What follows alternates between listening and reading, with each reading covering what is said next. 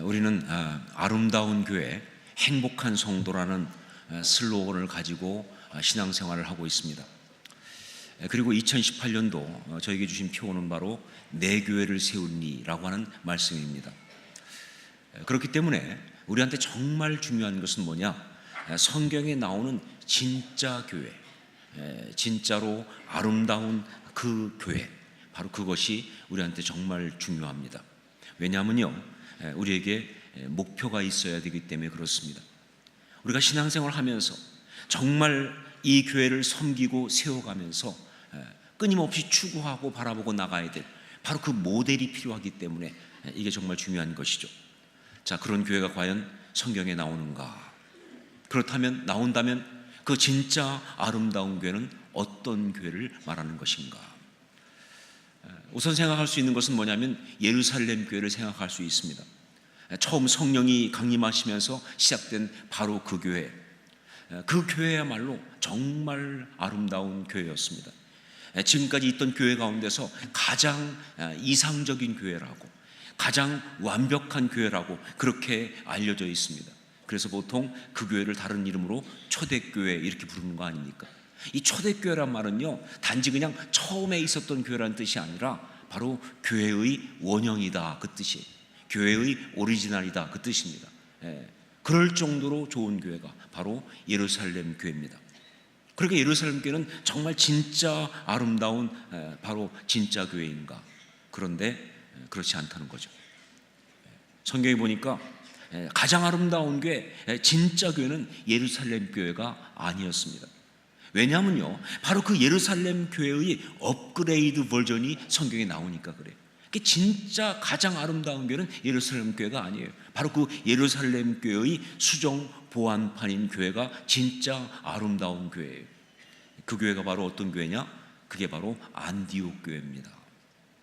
자, 안디옥 교회를 예루살렘 교회 수정 보완을 한 예루살렘 교회의 업그레이드 버전이라고 그렇게 말할 수 있는 그런 근거가 어디 있느냐? 혹시 물을지 모르겠어요. 근거가 있습니다. 성경 말씀을 보면 그건 정말 확실한 걸 알 수가 있어요.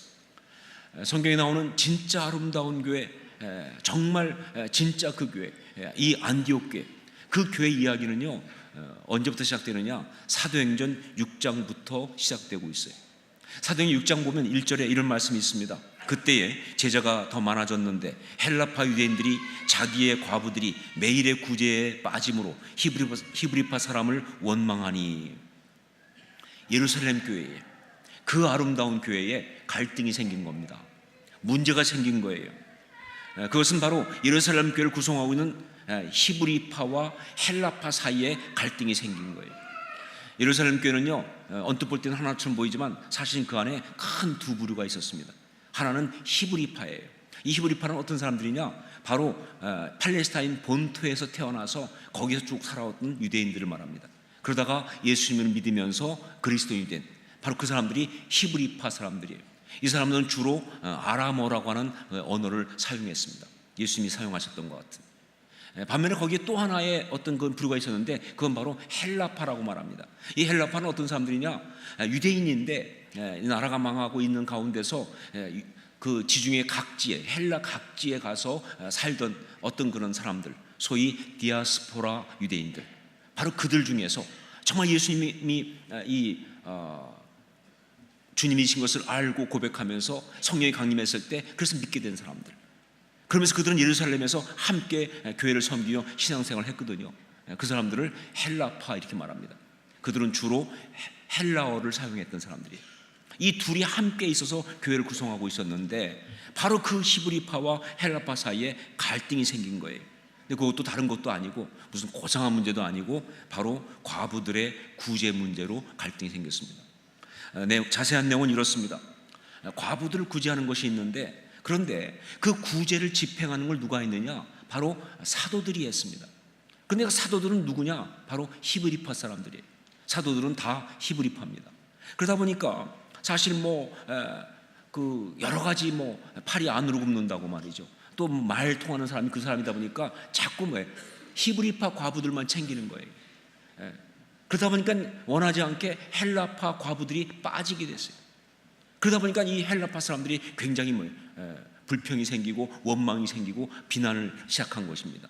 왜냐하면요, 빠진 것도 그렇지만 특별히 그 과부들을 구제할 수 있는 헌금은 누가 제일 많이 하느냐? 헬라파가 제일 많이 하거든요. 그런데 헌금 우리가 많이 하는데 혜택은 못 본다 이래가지고 굉장히 막 원망하면서 불평하면서 이것이 갈등으로 비화가 된 것이죠. 자, 그러다 보니까 사도들이 이걸 해결해 보겠다고 어떤 조치를 했느냐? 소위 7 집사를 뽑게 됩니다. 스데반과 빌립과 브루고로와 니가노로와 디몬과 바메나 그리고 니골라라고 하는 7 집사를 뽑게 되는데, 여러분 제가 이름을 읽어드린 것처럼 이 7 집사는요 전부 다 누구냐? 헬라파 사람들입니다. 그러니까 쉽게 말하면 이런 얘기예요. 이 문제 때문에 불평하고 원망하니까 그러면 니들이 해봐라 그런 얘기죠. 우리가 안 할 테니까 당신들이 맡아서 그걸 직접 해라. 그래서 헬라파 사람들을 뽑아가지고 맡기고 본인들은 어떻게 했느냐? 기도하는 일과 말씀 사역에 힘쓰겠다고 그렇게 이야기를 합니다. 그런 식으로 문제를 해결한 거예요. 자, 그런데 그래서 문제가 해결됐느냐? 아니요. 오히려 문제가 더 커지게 됩니다. 그것은 바로 7 집사 가운데 대표적인 스데반이 나가서 복음을 전하기 시작한 거예요. 사실 그 자체가 어떻게 보면 좀 잘못된 거죠. 왜냐하면 복음 전하고 하는 것은 사도들이 하기로 하고 7 집사는 구제하는 일, 행정적인 일을 하라고 시켰는데 스데반은 너무 가슴이 뜨거워서 너무 복음의 열정이 충만하다 보니까 나가서 복음을 전하기 시작한 거예요. 그런데 이 복음을 전하면서 그냥 점잖게 전하는 것이 아니라 워낙 이 마음에 불이 있다 보니까 너무 과격하게 전했어요. 너무 뜨겁게 전하다 보니까 그것이 예루살렘에 있었던 소위 정통 유대인들과 충돌을 일으키게 됐어요. 이 정통 유대인들은 소위 유대교 전통을 따라오는 그런 유대인들이에요. 그런데 막 스데반이 나가서 복음 전하면서 과거의 모든 유대인들이 얼마나 완고하고 잘못했는지를 막 지적하니까 이 정통 유대인들이 분노하기 시작했어요. 그리고 둘 사이에 어떤 충돌이 일어났어요. 그리고 막 논쟁이 붙었습니다. 그런데 성경이 재밌는 게 뭐냐면요, 그렇게 스데반과 정통 유대인 사이에 논쟁이 붙고 막 그럴 때 그때 결국 그러다가 그들이 스데반을 갖다가 돌로 쳐 죽이게 되는데, 바로 그 과정 속에 한 사람이 굉장히 중요한 역할을 하는 걸 볼 수가 있어요. 그 사람이 누구냐면 사울이라는 청년이었습니다. 나중에 사도 바울이 된. 바로 이 이야기는 성경이 이 모든 스토리가 이제 어느 쪽으로 갈지를 보여주기 위한 어떤 복선을 까는 걸 볼 수가 있어요. 아주 교묘하고 절묘한 복선입니다. 이 이야기가 결국 어떻게 발전될지를 보여주는 그런 어떤 밑그림을 살짝 깔아주는 것이죠. 자, 그렇게 스데반이 결국은 순교하게 되고 거기서 끝난 것이 아니죠. 결국 이것은 예루살렘 교회를 향한 핍박으로 발전되게 됩니다. 그래서 예루살렘 교회에 어마어마한 핍박이 일어나게 되는데, 하지만 사실은 정확히 말하면요, 이것은 예루살렘 교회 전체를 향한 핍박이 아니에요. 이건 정확히 말하면 헬라파 성도를 향한 핍박입니다. 그걸 어떻게 할 수 있느냐? 사도행전 8장 1절 보면 그때 예루살렘 교회에 큰 핍박이 났는데, 그런데 그래서 사도 외에는 다 흩어졌다 이런 말이 나와요. 아니, 핍박이 나면 사도들이 먼저 흩어져야 되는데 사도 외에는 흩어졌단 말은 무슨 얘기냐? 히브리파는 아니고 그러듯이 헬라파 성도들을 향한 핍박이 일어난 거예요. 왜냐하면 스데반이 헬라파 사람이니까. 그래서 결국은 이 헬라파 사람들이 흩어지게 됩니다. 흩어지는데 이 사람들은 그래도 정말 믿음 좋은 성도니까 흩어져 가면서도 가는 곳마다 복음을 전하게 되고, 그렇게 가서 결국은 이 시리아 안디옥까지 이르러서 거기서 복음을 전하면서 거기에 교회가 세워지는데, 그것이 바로 안디옥 교회라고 하는 교회인 것이죠. 자, 그러면 이런 핍박과 그 결과 예루살렘 교회의 성도들이 흩어지는 그런 일이 일어났는데, 그러면 이 일이 도대체 왜 온 것이냐? 여러분, 교회에 어떤 어려움이 있다고 한다면, 교회에 어떤 그런 갈등이 생겼다고 한다면, 교회에 어떤 그런 아주 곤란하고 성도들 가운데 힘든 일이 벌어졌다고 한다면 그냥 벌어지는 경우는 없습니다. 반드시 이유가 있어요. 영적인 이유가 있으니까 일어나는 거예요. 그게 교회입니다. 그러니까 이런 교회에 대한 핍박과 그것 때문에 성도들이 흩어지는 일은 분명히 이유가 있어요. 도대체 무슨 이유로 이런 일이 일어났는가? 자, 예루살렘 교회의 이 어려움과 성도들이 흩어짐이 일어난 이유가 뭐냐? 표면적인 이유는 바로 스데반 때문입니다. 스데반이 나가서 복음을 너무 강력하게 과격하게 전하다가 유대인들과 충돌하면서 그러면서 일어난 이야기인 거예요. 그러니까 언뜻 볼 땐 이렇게 말할 수 있어요. 스데반 집사가 이 일을 친 거다, 이렇게 볼 수가 있어요. 너무 뜨거운 나머지 스데반 집사가 이 일을 친 거다. 그런데 성경을 가만히 보면요, 성경은 절대로 이 상황에서 스데반이 잘못했다든가 스데반이 문제 있다든가 그렇게 말하지 않습니다. 성경은 오히려 뭐라고 말하느냐? 스데반은 성령 충만한 사람이라고 말해요. 스데반은 성령 충만한 사람이었어요. 그리고 정말 아름다운 사람이었어요. 그리고 그가 했던 모든 것은 성령 충만한 가운데 한 것이었습니다. 그가 했던 모든 일은 성령님이 시키신 일이었다, 그 말이에요. 그러니까 결국 뭐냐? 이것은 한 사람의 실수나 잘못 때문에 벌어진 일이 아니라는 것이죠. 이건 이렇게 말할 수 있어요. 성령께서 당신의 사람을 세워서 일으키신 성령님의 역사였다는 것입니다. 다른 말로 말하면 성령님이 예루살렘 교회를 흔드신 거예요. 성령님이 예루살렘 교회를 흔들고 그 가운데 성도를 흩어버리신 것입니다. 왜 성령님이 그러셨을까? 그 아름다운 교회를 왜 성령님이 흔드셨을까? 왜 그리고 그 가운데 사람을 흩으셨을까? 왜? 그것은 바로 예루살렘 교회가 정말 아름다운 교회였지만 우리 주님께서 정말 원하시는 진짜 교회의 아주 중요한 한 가지를 하고 있지 않았기 때문이에요. 예루살렘 교회가 정말 아름다운 교회이긴 했지만 우리 주님이 진짜 원하시는 정말 진짜 교회가 되기 위해서 꼭 중요한 한 가지를 하고 있지 않았기 때문에 그런 것이다 하는 것이죠. 그것은 바로 사도행전 1장 8절 말씀에 실행이 없었다, 그 뜻입니다. 사도행전 1장 8절 말씀, 오직 성령이 너에게 임하시면 너희가 권능을 받고 예루살렘과 온 유대와 사마리아와 땅끝까지 이르러 내 증인이 되리라 하시니라. 이 말씀은요, 지난주에 말씀드린 것처럼 교회에 대한 예언입니다. 우리 주님이 하신 예언이에요. 동시에 이것은 우리 주님이 주신 약속입니다. 그러면서 이것은 정말 강력한 명령이세요. 그러니까 이 말씀은요, 타협하거나 혹은 조정할 수 있는 말씀이 아니라 정말 교회에게 주어진 아주 강력한 중요한 말씀이에요. 자, 정말 그 말씀 그대로 예언하신 그대로 성령이 임하셨습니다. 그러면서 사람들이 권능을 받았어요.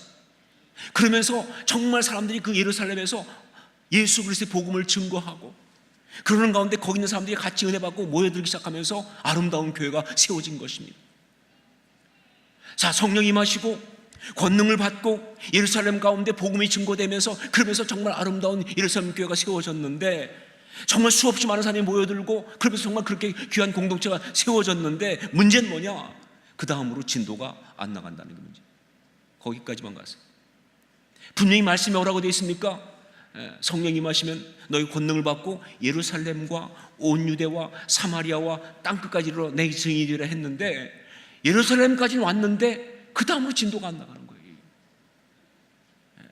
왜 그랬는지 정확히는 알 수가 없죠. 뭐 자기들끼리 모여있는 게 너무 좋아서 그럴 수도 있고요, 혹은 그냥 뭐 아무 생각이 없어서 잘 몰라서 그냥 그러고 있을 수도 있고요, 아니면 알지만 편견이 있어서 그냥 복음은 뭐 열방이고 뭐고 우리끼리만 있으면 되는 거지 하는 편견 때문에 그럴 수도 있고요, 아니면 상황이 아직 그렇게 될 만하지 못해, 지금 여건이 그렇게 아직 그렇게 되지 않았어 라고 생각할 수도 있고요. 여하튼 간에 여러 가지 이유 때문에 그랬겠지만 그들은 거기에 그렇게 머물러 있었다는 것이죠. 그 상황을 성령님은 참을 수가 없었던 것입니다. 결코 그 상태에서 그냥 놔둘 수가 없었던 거예요. 진짜 아름다운 교회를 바라보는 성령께서는요, 절대 거기서 그냥 가만히 있을 수가 없었던 것이죠. 그래서 교회를 흔들었습니다. 성도를 흩었습니다. 그렇게 흩어진 사람들이 나가서 세운 교회가 바로 안디옥 교회입니다. 그러니까 안디옥 교회는요, 성령께서 예루살렘 교회의 문제를 보완하고 세운 예루살렘 교회의 업그레이드 버전이 맞다고 말이죠. 자, 그런데 혹시 여러분이 암만 그렇다고 할지라도 안디옥 교회를 예루살렘 교회의 수정 보완판이라고까지 말하는 건 좀 지나친 게 아니냐. 그렇게 예루살렘 교회가 문제가 있어 흩으셔가지고 그래서 나갔지만, 나간 사람이 세웠다고 하지만 그 세워진 교회가 예루살렘 교회의 수정 보완판이라고까지 말할 수는 없지 않느냐. 그냥 세워진 거지 그냥. 아니요, 그렇게 말할 수 있습니다. 두 가지 면에서 이건 분명합니다. 하나는 뭐냐? 바로 안디옥 교회 교인들이 최초로 그리스도인이라고 하는 그런 이름으로 불렸다는 그 사실이에요. 안디옥 교회 교인들이 최초로 그리스도인이라는 이름으로 불렸다는 것, 이게 중요한 이유입니다. 우리 26절 말씀을 함께 읽도록 하겠습니다. 26절 같이 읽습니다. 만남에 안디옥에 데리고 와서 둘이 교회에 1년간 모여 있어 큰 무리를 가르쳤고 제자들이 안디옥에서 비로소 그리스도인이라 일컬음을 받게 되었더라. 여러분, 이 그리스도인이라고 하는 이 이름은요, 우리가 우리를 스스로 부르는 이름이 아닙니다. 이것은요, 세상 사람들이 우리를 부르는 이름이에요. 우리가 우리를 부르는 이름이 아니라 세상 사람들이 우리를 보면서 크리스티아노스, 즉 그리스도를 따르는 자들, 이렇게 부르는 것이 바로 이 그리스도인이라는 이름이에요. 그렇기 때문에 이 그리스도인이라고 하는 이 이름은요, 세상 가운데 세워진 우리의 아이덴티티입니다. 근데 이게 너무너무 중요해요. 왜냐면요, 여러분, 우리가 예수를 믿고 하나님의 자녀가 된 것은요, 절대 우리만 좋자고 된 것이 아니기 때문에, 하나님이 그냥 나만 믿고 잘 살라고 그렇게 우리한테 복음 주신 거 아니에요. 우리를 불러주신 거 아니에요. 여러분, 우리를 구원하신 하나님은요, 그 순간 온 세상의 모든 사람을 구원하실 구원의 어떤 그런 경륜을 갖고 계신 그런 하나님이셨다, 그 말입니다. 그래서 그 모든 일을 행하기 위해서 우리를 먼저 택하신 거예요. 이게 바로 우리들의 모습이에요. 마치 뭐가 똑같으냐? 여러분, 하나님이 이스라엘 백성 출애굽시킬 때 그때 말씀하십니다. 너희는 열방 중에서 제사장 나라가 될 것이라고.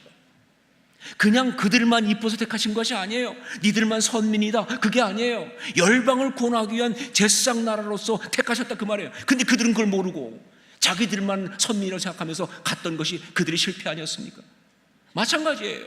하나님이 우리를 구원하셨다고 한다면 그것은 우리만 좇자고 한 것이 아니라 바로 세상 전체를 구원하기 위한 그 사역을 먼저 감당하자고 그렇게 부르신 것이다, 그 말이에요. 그러니까 우리가 그리스도인이라고 불림받는 것은 굉장히 중요한 거예요. 그런데 이 중요한 이름 그리스도인이란 그 이름으로 불린 사람들이 예루살렘 교회 교인이 아니었다는 사실, 최초로 그 이름을 불려진 사람들이 예루살렘 교회 교인들이 아니었다는 것이죠. 안디옥 교인들이었습니다. 그것도 뭐라고까지 성경에 나와 있느냐? 비로소 그리스도인이라 불림을 받았다고. 예, 정말 그 전까지 주님은 그리스도인이라는 이름으로 불림받게 하고 싶었는데 뭔가 하나가 문제가 있어서 안 된 거예요. 못하신 거예요. 그러다가 드디어 비로소 그리스도인이라 불림을 받게 된 것이다. 그러니까 안디옥 교회는요, 예루살렘 교회의 수정 보안판이 맞습니다.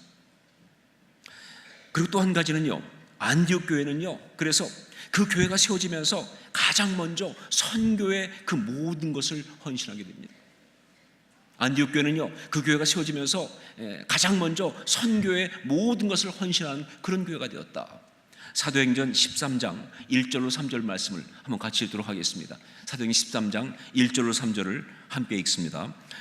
안디옥 교회에 선지자들과 교사들이 있으니 곧 바나바와 니게르라 하는 시몬과 구레네 사람 루기오와 분봉왕 헤롯의 젖동생 마나엔과 및 사울이라. 주를 섬겨 금식할 때에 성령이 이르시되 내가 불러 시키는 일을 위하여 바나바와 사울을 따로 세우라 하시니 이에 금식하며 기도하고 두 사람에게 안수하여 보내니라. 성령께서 예루살렘 교회를 그렇게 흔드시고 그래서 성도를 흩어지게 했던 그 이유가 바로 뭐냐? 그들이 선교를 하지 않고 있었기 때문에, 그래서 하신 거예요. 그렇기 때문에 그렇게 세워진 그 일로 인해서 새롭게 세워진 이 안디옥 교회는요, 그냥 그 교회 가운데 성령께서 이제 어떤 감동을 임하셨느냐? 바로 선교의 거룩한 도전으로 임하신 거예요. 선교를 감당하도록. 그런데 그냥 선교를 감당하는 정도가 아니라 어느 정도냐? 바로 그들 가운데 바나바와 사울을 따로 세우라. 최고 지도자 아닙니까? 여러분, 바나바와 사울은요, 단지 그냥 안디옥 교회에 있는 여러 지도자 중에 두 사람이 아니에요. 그 앞에 나오지만 바나바와 사울이 함께 교회를 만들어 놨거든요. 그렇기 때문에 이 두 사람은요, 안디옥 교회의 핵심이다, 안디옥 교회의 모든 것이다 볼 수 있는 사람들, 그들을 따로 세워서 이제 선교를 위해서 파송하라고 그렇게 말씀하신 거예요. 그야말로 안디옥 교회로 하여금 선교에 전적으로 헌신하도록 그렇게 하신 것이죠. 바로 그렇기 때문에 안디옥 교회는 예루살렘 교회의 수정 보완판이다. 예루살렘 교회가 하지 못했던, 그래서 성령께서 그 흔들 수밖에 없었던 바로 그 선교의 일을 감당한 교회이기 때문에 정말 진짜 아름다운 교회, 정말 행복한 성도가 있는 그런 교회가 된 것이다 하는 이야기죠. 여러분, 이 안디옥 교회 이야기, 진짜 아름다운 교회, 행복한 성도의 이 이야기를 통해서 성령께서는 지금 우리에게 무슨 말씀을 하고 싶어 하시는지 아시겠습니까? 결국 이 안디옥 교회 이야기를 통해서, 진짜 아름다운 교회, 행복한 성도의 이 이야기를 통해서 성령께서는 지금 우리 호산나 교회에게 무슨 이야기를 하고 계시는지 여러분 아시겠느냐 말이에요. 여러분, 그래요. 정말 아름다운 교회는요, 정말 행복한 성도는요, 바로 선교하는 교회, 선교하는 성도라는 거예요. 선교하지 않고는 교회는 절대로 진짜 아름다울 수가 없다는 것입니다. 정말 성령이 원하신 진짜 교회의 모습은요, 정말 행복한 성도의 이야기는요, 선교할 때 그때만 가능하다, 그 말씀인 거예요. 여러분, 호산나 교회 정말 좋은 교회입니다. 이 시대에는 많은 교회 가운데서 정말 손에 꼽을 수 있을 만큼 그렇게 정말 좋은 교회예요. 이거 우리끼리니까 그냥 하는 얘기가 아니에요. 우리끼리니까 하는 얘기기도 하지만 객관적으로 봐도 그래요. 정말 호산나 교회는 좋은 교회입니다. 여러 가지 면에서, 특히 선교에 있어서도요, 호산나 교회는 참 열심히 감당하는 그런 교회입니다. 교회들마다 선교 열심히 한다고 하지만 막상 들어가 보면 그렇게 내용이 많지 않거든요. 그런데 호산나 교회는 참 열심히 해요. 작년에 호산나 교회가 선교비로 지출한 그 재정이 호산나 교회 전체 경상비 가운데, 그러니까 전체 예산은 아니고 우리가 살림하는 데 쓴 경상비 가운데 15%였습니다. 그러니까 여러분, 겨우 15% 이렇게 할지 모르겠지만 아니요, 이렇게 교회가 대형화가 되면요 15%도 어마어마하게 많습니다. 15%의 재정을 선교에 우리가 사용했어요. 그런데 그게 다가 아니죠. 사실은 그것만 다 선교비가 아니고 성도들이 단기 선교 나가면서 비행기 값으로 혹은 회비로 혹은 국내 선교 나가면서 어떤 회비로 이렇게 개인적으로 선교에 이렇게 헌금한 것까지 합치면요 30%가 넘습니다. 굉장한 거죠. 호산학교는 선교에 참 열심을 다하고 있어요. 20가정의 파송 선교사와 19가정이었는데 바로 방금 전에 한 가정 들어서 20가정 됐습니다. 20가정의 파송 선교사와 72가정의 협력 선교사와 그리고 거의 80여 농어촌 미자립 교회를 돕고 있는 것과 40여 개 이상의 선교기관을 후원하고 있는 그런 교회입니다. 단기 선교로 해마다 국내외에 한 1000여 명 이상의 성도들이 나가는 그런 교회입니다. 정말 그 성도들이 개인적으로 보면 또 가서 후원하고 섬기는 선교사가 굉장히 많아요. 거기에다가 이제는 주님께서 우리한테 영적으로 한 지역을 맡아 섬기라는 감동 주셔서, 그래서 정말 실크로드, 중앙아시아 통해서 이슬람권을 갖다가 선교하기 위해서 키르기스탄의 KIUC 그 학교를 맡아서 이제 섬기는 그 프로젝트를 하고 있고요. 뿐만 아니라 또 동남아시아에 정말 그곳에 복음을 전하기 위해서, 그래서 캄보디아에서 정말 그 말씀 사역과 제자 양육 사역하기 위해서, 또 큐티 사역하기 위해서, 그래서 그 모든 일을 함께하는 그런 프로젝트도 하고 있어요. 정말 아름답게 선교를 잘 감당하고 있는 교회입니다. 그러나 이것으로 충분하지 않습니다. 이것으로 다 괜찮은 것이 아니에요. 정말 아름다운 교회가 되기 위해서, 그 가운데 정말 행복한 성도가 되기 위해서 우리는 선교에 훨씬 더 우리의 마음과 삶을 드려야 한다는 거예요. 왜냐하면요, 안디옥 교회 이야기를 보면요, 성령께서는 선교하라고 하지 않고, 그냥 너희들 중에 누가 나가자 하라고 하지 않고 바나바와 사울을 따로 세우라고 하셨거든요. 그 교회의 핵심인 바나바와 사울을 따로 세우는 그런 일을 하라고 하셨기 때문에 정말 진짜 아름다운 교회가 되려면요, 바로 그런 선교적 헌신이 있어야 되는 거예요. 자, 우리는 어떻게 하면 좋은가 말이죠. 우리는 어떻게 하면 좋은가? 그러면 우리는 이 바나바와 사울을 따로 세우는 바로 이 헌신을 어떻게 해야 되는가? 우리 교회는 말이죠. 여러분들이 지금 이 얘기를 듣는 순간 표정 속에서 지나가는 표정이 보입니다. 그렇다면 담임 목사를 보내야 한다. 그런 생각들을 하시는 것 같아요. 바나바와 사울을 보내라고 했으니까 당연히 담임 목사가 가야지 않겠는가? 뭐 갈 수 있습니다. 아니, 가기를 원합니다. 뭐 보내시면 가죠. 그런데 이 말씀을 단지 그렇게만 단편적으로 적용해서는 안 돼요. 그냥 그 중에 누구 보내라 그 얘기가 아니에요. 바나바와 사울을 따로 세워서 보내라고 하는 건 무슨 얘기냐? 그 교회 전체가 다 가라는 얘기. 그 교회 전체가 다 선교에 같이 헌신하라는 뜻입니다. 그러니까 저는요, 바로 이 교회가 정말로 아름다운 교회가 되기 위해서 호산나 교회는요, 모든 성도들이 다 선교에 헌신해야 된다.